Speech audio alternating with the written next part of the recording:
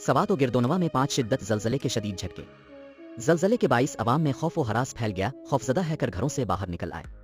Report के मुताबिक मिंगोरा और अतराफ में ज़लज़ले के झटके महसूस किए गए हैं। ज़लज़ले की शिद्दत रेक्टर स्केल पर 5 रिकॉर्ड की गई। रिपोर्ट के मुताबिक ज़लज़ले के बाइस अवाम में खौफ व हरास फैल गया, वो खौफजदा है कर घरों से बाहर निकल आए और कलिमा तैयबा का वर्द करने लगे। ज़लज़ला सवात व गिरदोनवा में 5 शिद्दत ज़लज़ले के शदीद झटके।